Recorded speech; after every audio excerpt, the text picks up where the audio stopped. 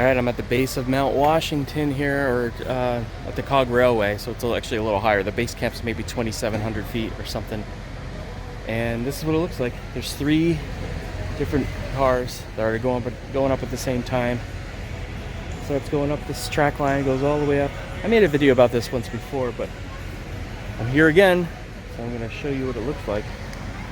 Looks like a steam engine tractor of sorts.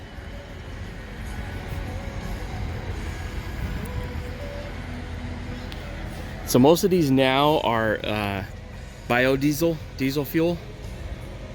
I think twice a day they still do some steam engine stuff, but we are on the biodiesel.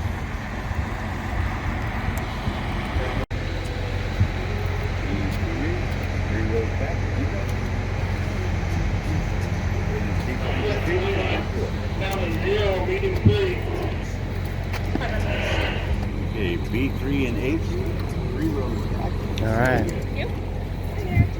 Hi there. E1. And we're off. Now this thing moves up the mountain about 3 miles an hour.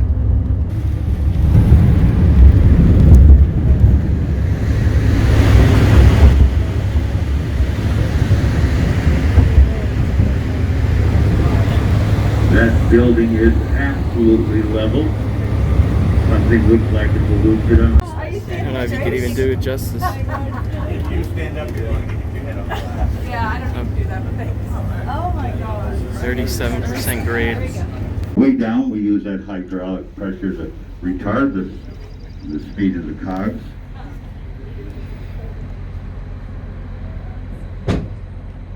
Now you may notice our trees are getting a little smaller as we go up. They are fully grown trees, they're not shrubs, they're not bushes.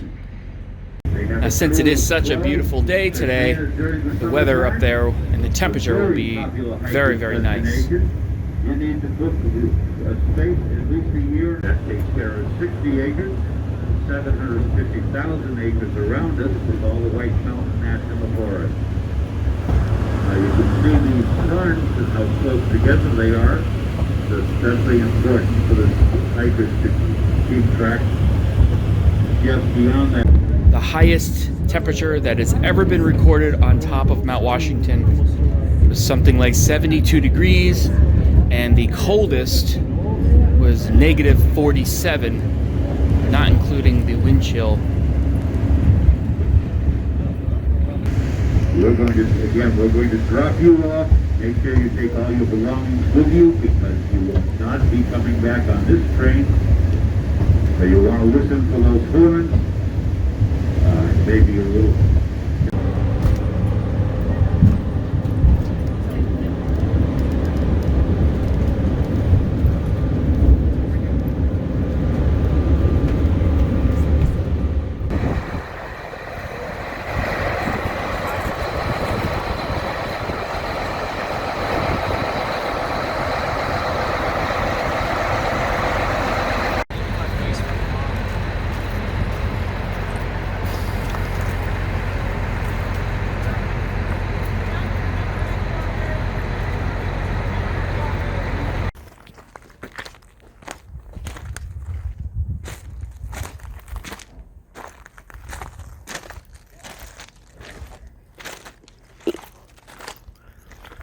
Some random snow.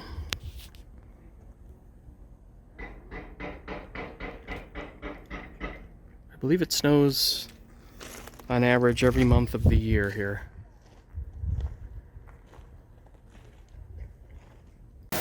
So inside there's a official U.S. post office, so you can buy postcards and send it from here.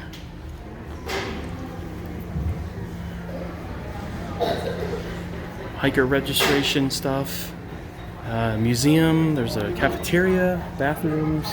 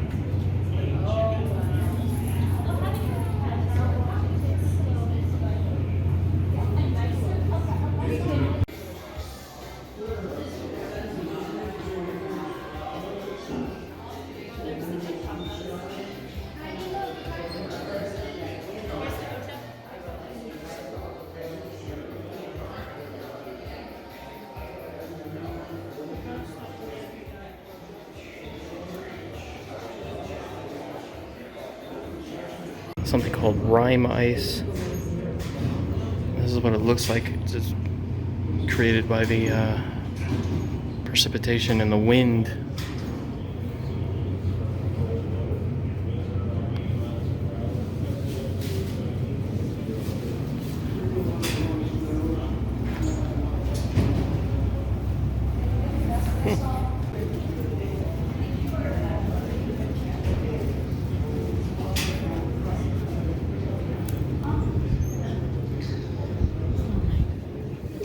Oh, this is interesting. This is the anemometer. I don't know. But that's the one. So this thing was spinning around at how many revolutions per minute or second to take that? Crazy. Up there. And this is one of the buildings, to this day it's still here. That's all the rime ice on the top, and you can see the chains. The older buildings outside, which I'll show you, are chained to the earth, to the mountain. All right, so this is one of the original buildings up here, and this is also the building that recorded at the time, for a long time, it was the highest wind speed ever recorded by man, at least. I think there's been a newer one in the last few years that it's certainly higher, but look at that. We have a building that is literally chained to the mountain.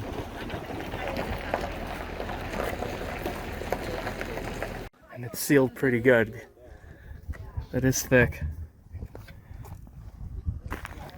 So there's a weather station up here that operates all year round. You can actually go online and you can monitor the weather up here at any time. I think they even have some live cams that you can watch, see how the weather is, because sometimes it's snowing up here, 70 degrees down below and snowing up here. That's I'll take you up there. That's the Tip Top House. That's it's like, I think it's the original kind of like hotel, you could say, like the original place where people used to stay. In fact, I'll put his name below. I don't remember his name right now, but the guy who basically started all this, he hiked up here with a buddy of his way back, turn of the century or before, 1800s. And this is where they stayed. They stayed in the Tip Top House, just built with the rocks and whatever is available up here. I don't think anybody was bringing anything up here. Well, unfortunately, the Tip Top House is closed for renovations, but you can at least see how they built this. They built out the rocks so it would help cut down on the wind at least. I did do a video here a few years back where I showed a lot more of the area, and I went inside there, so maybe if I remember I'll put a link to it so you can watch it and you can see what it looks like inside. I wish I could show you, but it's just an old, it's just a bunch of rooms and beds in there and stuff, like a small kitchen. It's pretty interesting. Here's a decent look at the biodiesel ones. I don't know, somebody with a sharp eye would be able to tell what kind of engine that is.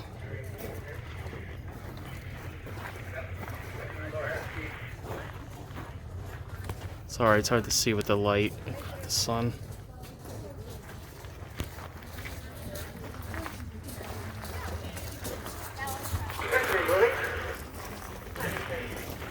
So this is a much more close-up view of the cog part. So underneath there, oh, you can see it from here. Actually, I'll show you.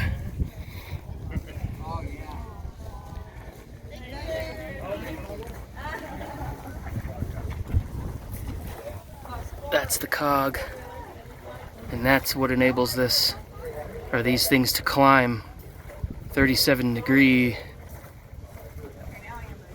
that steepness. And maybe the sun is a little bit better, a little more forgiving, so you could show. Oh, well, unfortunately, this is the radiator side.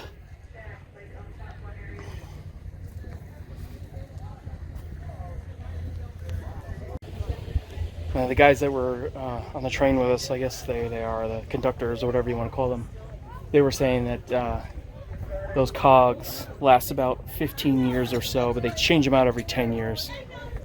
So other than hiking and taking the cog railway, you can also drive up, take the auto road, and oh, I guess that's a ski resort. I don't know which resort it is, but we are far above it.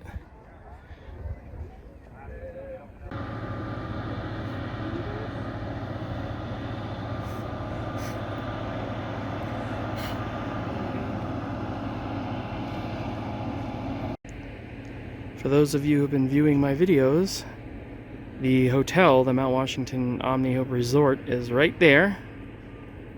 And so I was showing you video from there, looking up here.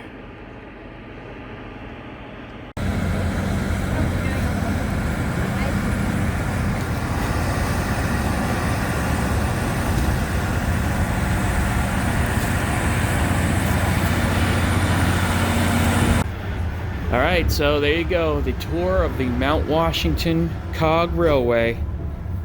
Coming back down the mountain now. Amazing place. See you in the next video.